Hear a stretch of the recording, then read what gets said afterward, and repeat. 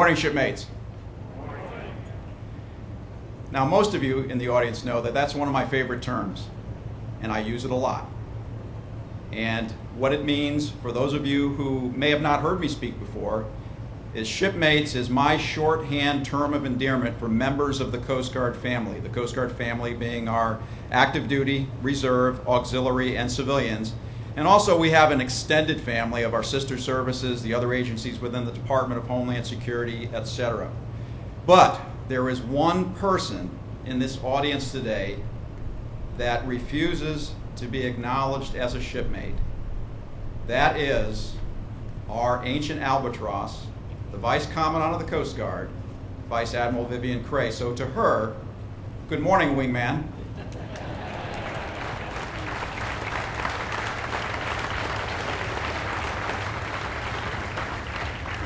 But between you and me, she's a closet shipmate. Well, welcome to everybody this morning. This is certainly a delightful, exciting, thrilling day for me and for the family. Admiral Allen, thank you so much for your continuing confidence.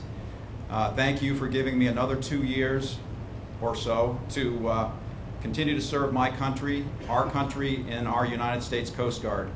I was happy and proud to serve with you for the last 2 years up in Washington, D.C. I'm just as proud, and if you can believe it, I'm even happier to serve with you from Portsmouth, Virginia. So thank you, sir. Your symptoms are normal. He said my symptoms are normal. I think down here in Portsmouth, Virginia, in the Hampton Roads area is really where all the elements of Admiral Allen's strategy for maritime safety, security, and stewardship come into play. And I am delighted that he has given me the opportunity to serve alongside the great men and women of Coast Guard LantArea. But it's also a place where the cooperative strategy for the 21st century sea power comes into play. And in that regard, it's great to link up with Admiral Greenert again. Sir, thank you for being here today. I enjoyed working with you in Washington, and once again, I will enjoy working here in Portsmouth even more with you. Thank you, sir. And to all the representatives of our sister services, the federal agencies, the state, local governments, elected officials, our international partners, and all the other people that we work with, the Coast Guard gains strength from the partnerships that we have built over the years, and I hope to continue building on those partnerships that we have because it serves our country well and it improves the safety and security of all our people. So I look forward to working with all of you. On a very personal note, Linda and I are delighted to become residents of Portsmouth, Virginia, and we look forward to becoming actively involved in the communities in the Hampton Roads area. It's also a very special treat for me to be able to come down here. It's been many years since I've been stationed near my mother. She and my father moved down here about 6 years ago. Unfortunately, Dad is not with us today. If he could have been here, this would have been a very proud day for him. But Mom, I'm sure you're proud enough for both of you, so thank you for being here. I also thank the twins for being here as well, Caitlin and Jillian. It's really gratifying that they still want to spend some time with their dad from time to time. However, there are times when I suspect it may be the young lieutenant junior grades and lieutenants that hang around these ceremonies that pique their interest. I think they were a little disappointed they didn't have escorts coming in today, so if there are any Lieutenant JGs out there that might want to act as escorts going over to the reception, I invite you to go to well.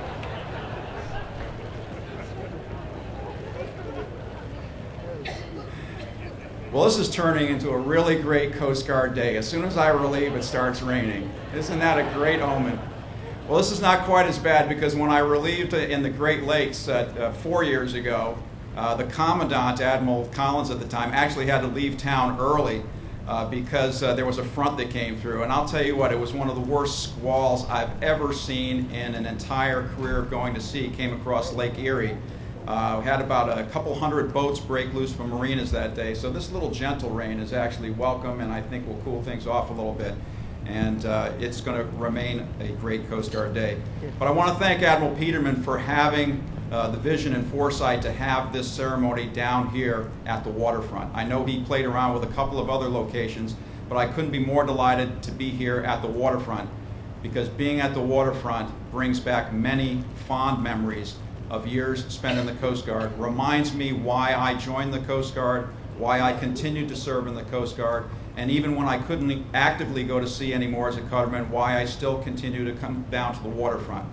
I mean, my goodness, all you have to do, first of all, is take a good deep breath of the air down here. Now, we've hidden all the scrungy-looking buoys back there that still have mussels and mollusks on them, but that adds a little bit to the smell. If you came down here a little bit earlier this morning, you would have got the smell of ships lighting off, a little diesel in the air, spray paint, seawater where it meets the shore, and other smells that just come together richly and remind you that you're at the waterfront. And it reminds you of the days when you came down to the waterfront, took you in the lines, got underway, and headed out to sea to do meaningful, useful, rewarding work. I don't get to do that actively anymore, but it's a privilege for me to join the men and women, the young men and women, and some of the seasoned men and women who still go out there and get that work done. The work that they do is relevant and worthwhile. The work that they do builds character, empathy, competency, and understanding. The work that they do on the waters of the United States helps to make us better at serving our country and our country's mariners. And the work that they do is fundamental to the success of our Coast Guard and the long-term safety and security of the United States of America. It's a great honor for me to be able to work with those people that are continuing to do those great works alongside, over, and on the waters of the United States and the world. Admiral Peterman, Brian, what a treat it is for me to relieve you. I've known Admiral Peterman and his wife Allie for many years. A couple of years ago, I got to work personally with Allie, and I developed a great respect and admiration for her. And the last 2 years, as Brian and I have worked on the Leadership Council, I've gained an even better appreciation and a deeper respect for Admiral Peterman. As I thought about what I might say to them today, I was reminded of a retirement ceremony I attended not too long ago. I was seated in the front row, and as the ancient mariners, sometimes it makes people a little uncomfortable. So the MC, this was a retirement ceremony, was trying to remember the phrase, fair winds and following seas, for the person that was retiring. Well, he mumbled it a little bit, and it came out something like, smooth seas and a long sunset. Well, I thought about it for a moment, and I said, you know, that's really not all that bad for someone who's retiring. So Brian, Allie, smooth seas and a very, very long sunset to the two of you, and thank you for all that you've done. Thanks.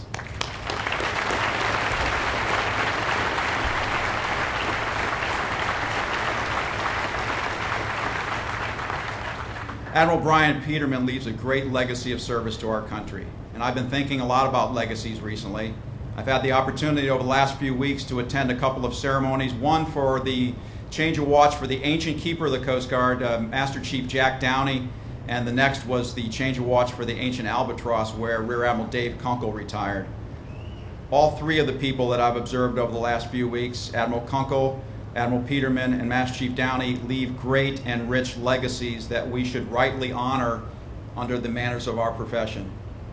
But I've become concerned recently that the use of the word legacy may have been altered a little bit in some ways when used as an adjective that is something that is not helpful to us. We should honor the legacies of our heroes and our individuals, but when we apply the adjective legacy to the fleet or to our missions, I think we do them a disservice. So we're going to stop using that word legacy when we describe the fleet, because there is only one Coast Guard fleet. And even though we rightly have given great attention to procuring new aircraft, boats, and cutters, we need to make sure that those cutters that are out there carrying out the very challenging missions that we do get full support. And I'm dedicated to making sure that our Coast Guard fleet gets the full support that it needs. Likewise, as we've given the proper attention to our security responsibilities, we've referred to some of the other things that we do as legacy missions. Well, there are no legacy missions. All Coast Guard missions are important, and whether you are tending buoys on the western rivers, inspecting a tanker in Houston, guarding the fisheries off New England, rescuing a sailboat off Cape Hatteras, or guarding the oil platforms in the northern Arabian Gulf, all Coast Guard missions are important, and we must give them the attention that they deserve. Now, astute and caring leaders will say, how can we do it all? The fact of the matter is we can do it all, but we just don't have the capacity to sustain it all the time. So leaders must on a daily basis assess the risk, determine the threats, and apportion their resources that they have in a logical and proper and prioritized manner to get the job done. I have learned over the years that Coast Guard people will do whatever they're asked to do. And on a daily basis, you perform heroic and wonderful deeds. But I will never ask you to do more with less. I can't do that. We owe it to our citizens and we owe it to our shipmates at all times, however, to do the absolute best we can with the resources that we have. I can expect nothing better. You should accept nothing less.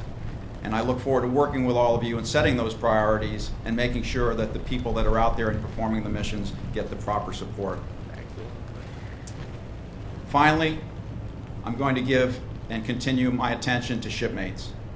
Shipmates, as I said, the members of our Coast Guard family are subjected to stresses associated with the missions that we perform, and we need to look out after each other. But all of you need to look out after yourselves as well, and I ask you also to give attention to your families. We'll work on that as we go along, and I ask you all for your support in making sure that our shipmates are taken care of. And finally, to all the men and women in Coast Guard Atlantic area, steady as she goes. Stand a taut watch, semper paratus, and thank you very much.